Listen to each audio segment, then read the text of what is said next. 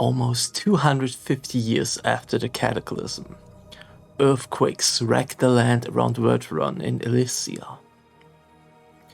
A piece of Verteron itself was heaved into the sky, and from inside the cracks in that rock, a blue light radianced forth. A courageous Deva entered the blue light, only to return minutes later and report it was a doorway to another space. Seraphim Lord Nezekan created a fortress in Verteron for the first large fissure which was hovering above the village. Examining the fissures, Lord Nezekan deployed his brigade general, Deltras of the Storm Legion, to bravely walk through the so-called rift with his legion and investigate this new realm. Among all elyos, Deltras was renowned as a capable, faithful Deva. Even as brigade general, he always volunteered for the most arduous tasks.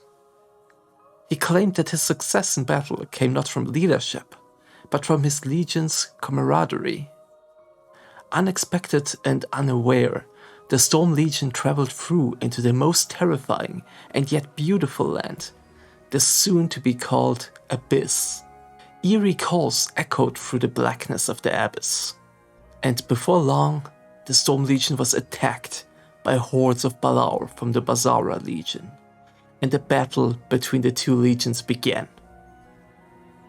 Meanwhile, on the Asmodian side, tremors in the earth and lights in the sky were reported from all corners of Asmodee.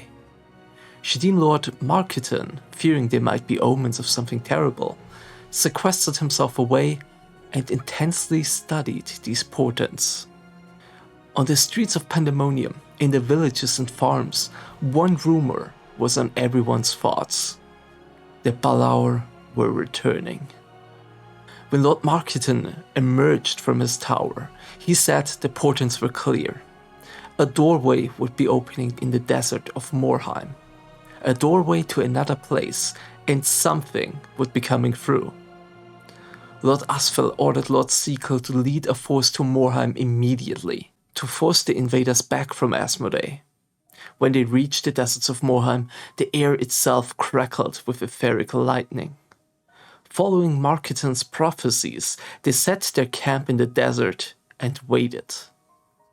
Lord Seekel neither slept nor ate. He simply stood and stared into the sky, as if he saw something none of the others could. Back to Deltras and the Storm Legion. The battle against the Balaur was fierce, but Deltras and his legion fended the Balaur away from the land they occupied, now known as Terminon Landing.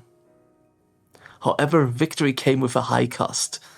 Bloodied and spent, the Storm Legion was reduced to a mere fraction of their full capacities. Deltras and his Storm Legion came across another portal. They sought the promise of rest, and assuming it would lead them back to Elysia, they ventured through it with hope. When they emerged on the other side, they were shocked to find themselves in a cold and barren desert, unlike any place they had ever been. Deltras and his legion met the native race of this land. They were similar to the elyos, but darker and much more aggressive looking. Tall and clawed creatures with manes of fur down their backs.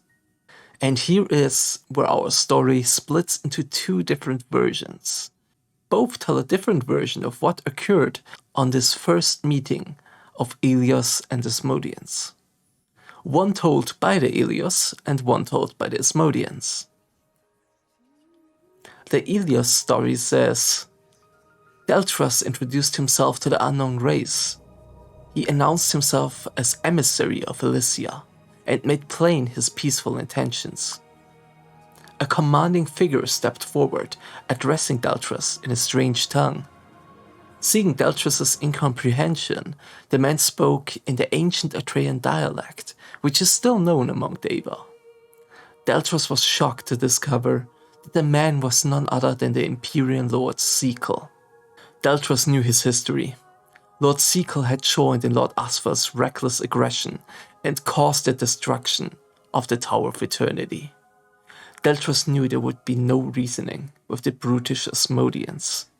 So he struck the first blow, drawing his axe with lightning quickness and smiting Seeker with divine ferocity. But even the great Deltras was no match for an Imperial Lord, and Lord Seeker responded with a bolt of burning energy that pierced Deltras' armor and felled him instantly.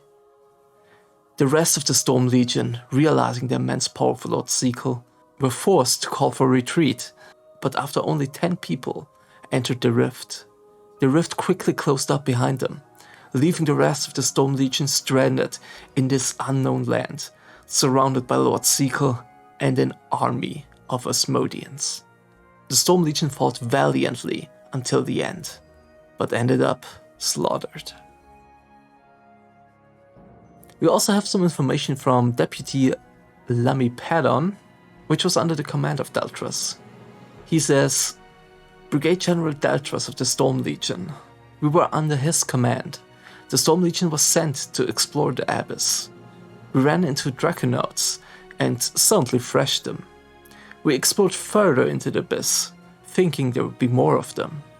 Somehow we found ourselves in Asmodee. We tried our best to keep ourselves a secret from the Asmodians, but eventually we met Seeker, their Lord of Destruction. He cursed our Seraphim Lord Nezikan and commanded us to kneel to him. Ultimately, we were massacred on this very spot. The Asmodian version, however, tells a bit of a different story. As the figure stepped out of the portal, the Asmodians braced for the worst. But to their shock, Seeker ordered them to stand down. They were not Balaur, but humans. Yet they were quite different from the Asmodians. Their skin warm and tanned, their hair golden.